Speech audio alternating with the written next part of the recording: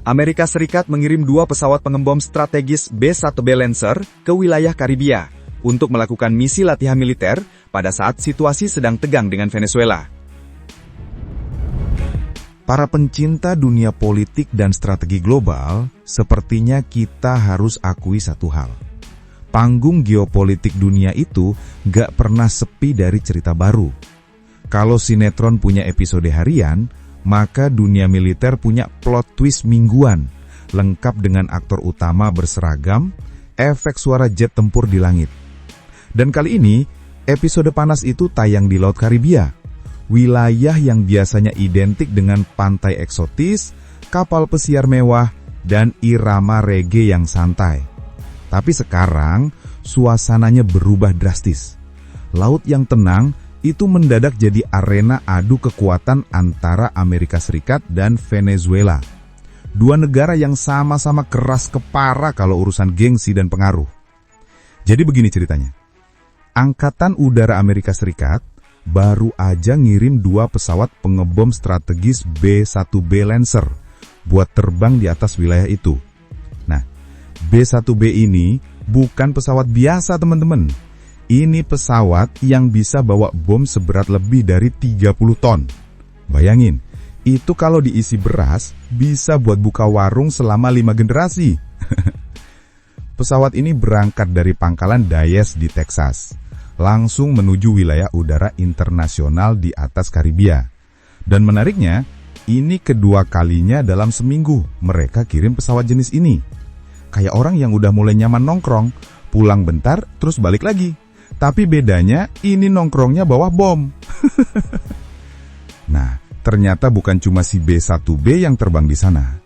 Ada juga pesawat tanker KC-135 yang tugasnya ngisi bahan bakar di udara. Sama RC-135, pesawat pengintai yang kerjanya nyimak dan ngumpulin data elektronik. Bahasa kasarnya, RC-135 ini pesawat kepo tingkat tinggi. Kalau ada sinyal, dia bisa tahu siapa yang ngomong apa dan di mana. Belum jelas varian mana yang dipakai, tapi kalau yang dikirim itu RC-135V atau W, Rivet Joint, berarti mereka serius banget. Karena versi itu khusus buat nyadap komunikasi dan ngumpulin intelijen elektronik dari jarak jauh.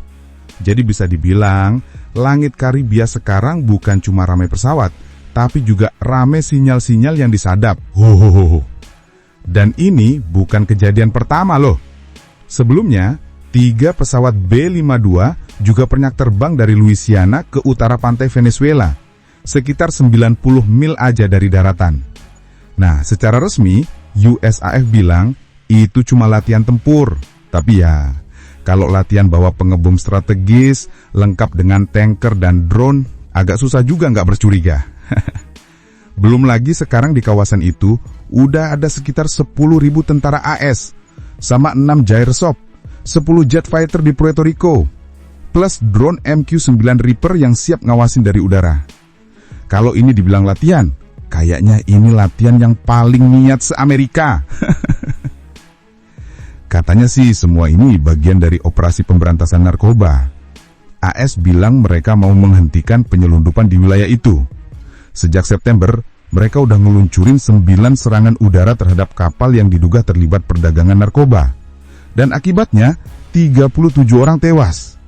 Tapi, kayak biasa, cerita ini nggak sesederhana itu. Kolombia misalnya, langsung protes keras. Mereka bilang, "Hei, ini pembunuhan di luar hukum." Karena 2 serangan terakhir terjadi dekat pantai mereka. Jadi dari sisi Kolombia, kelihatannya Amerika agak kelewatan batas nih. Lalu, Venezuela juga nggak tinggal diam.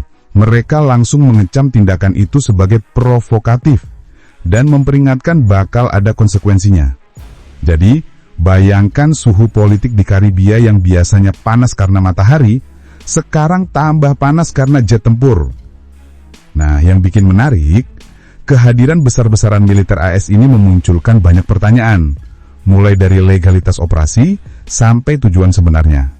Apakah ini murni perang melawan narkoba? Atau ada pesan politik tersembunyi yang diselipkan di balik sayap pesawat B-1B itu? Kalau kita lihat lebih dalam, langkah Amerika Serikat ini bukan cuma soal narkoba atau latihan militer. Banyak analis menilai ada pesan politik yang disampaikan secara halus tapi keras. Ya, ibarat kata bukan cuma ingin menunjukkan otot, tapi juga ingin bilang, jangan macam-macam sama kami. Kenapa Venezuela yang jadi sasaran pandang? Nah, ini menarik. Venezuela bukan negara kecil biasa. Mereka punya cadangan minyak terbesar di dunia. Dan hubungan yang cukup mesra loh. Rusia, Tiongkok, dan Iran. 3 negara yang sering banget berseberangan kepentingan sama Amerika Serikat. Jadi bisa dibayangkan, begitu Venezuela makin akrab sama klub anti-Washington, itu Amerika langsung pasang kuda-kuda. Kehadiran pesawat tempur, kapal perang, dan drone di sekitar wilayah mereka bukan cuma operasi biasa-biasa aja, tapi juga bentuk pesan strategis, kami bisa datang kapan saja, bahkan sebelum kalian sempat bereaksi. Tapi tentu Venezuela juga bukan tipe yang diam. Pemerintahnya langsung bereaksi keras. Mereka menuduh AS. Kalau kita lihat lebih dalam, langkah Amerika Serikat ini bukan cuma soal narkoba atau latihan militer. Banyak analis menilai ada pesan politik yang disampaikan secara halus tapi keras. Ya, ibarat kata bukan cuma ingin menunjukkan otot, tapi juga ingin bilang, jangan macam-macam sama kami. Kenapa Venezuela yang jadi sasaran pandang? Nah, ini menarik. Venezuela bukan negara kecil biasa. Mereka punya cadangan minyak terbesar di dunia dan hubungan yang cukup mesra dengan Rusia, Tiongkok, dan Iran. 3 negara yang sering banget berseberangan kepentingan sama Amerika Serikat. Jadi bisa dibayangkan, begitu Venezuela makin akrab sama klub anti-Washington itu, Amerika langsung pasang kuda-kuda. Kehadiran pesawat tempur, kapal perang, dan drone di sekitar wilayah mereka bukan cuma operasi biasa-biasa aja, tapi juga bentuk pesan strategis. Kami bisa datang kapan saja, bahkan sebelum kalian sempat bereaksi. Tapi tentu, Venezuela juga bukan tipe yang diam. Pemerintahnya langsung bereaksi keras. Mereka menuduh AS menciptakan ketegangan buatan dan berusaha mengintimidasi negara-negara kecil di Amerika Latin. Bahkan beberapa pejabatnya sempat menyebut kalau tindakan semacam ini bisa memicu reaksi yang tidak diinginkan. Ya, bahasa diplomatik untuk bilang, hati-hati, jangan sampai meledak beneran. Sementara itu, negara-negara tetangga seperti Kolombia, Kuba, dan Nicaragua juga ikut terseret dalam percakapan besar ini.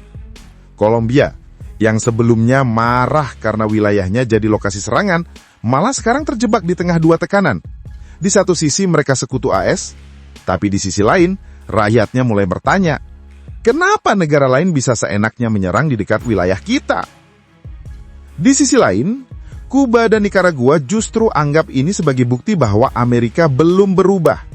Masih suka main dominasi dan ikut campur urusan negara lain. Jadi panasnya bukan cuma di langit Karibia, tapi juga di meja-meja diplomasi di seluruh Amerika Latin. Dan kalau kita perhatikan polanya, ini mirip banget sama gaya klasik Washington. Memanfaatkan misi kemanusiaan atau anti-narkoba buat menyusupkan kekuatan militer ke kawasan strategis. Karibia itu penting banget secara geografis. Di situ ada jalur perdagangan, pangkalan logistik, dan posisi ideal buat ngawasin Amerika Selatan dari jauh. Jadi kalau Amerika bisa menempatkan militernya di sana dengan alasan yang terdengar mulia, ya itu langkah yang sangat menguntungkan secara strategi. Namun tentu, langkah seperti ini juga berisiko besar. Karena semakin banyak jet tempur, kapal perang, dan drone yang berseliweran di langit Karibia, semakin tinggi pula peluang terjadinya salah paham militer. Apalagi kalau kedua pihak sama-sama punya ego sebesar kapal induk. Thanks banget buat yang udah nonton sampai habis. Kalau suka, ya di-like aja. Kalau merasa cocok, langsung subscribe. Dan kalau jempol udah gatal pengen ngetik, antem aja tuh kolom komentar. Mau debat? Boleh. Mau bercanda? Gas. Yang penting sopan.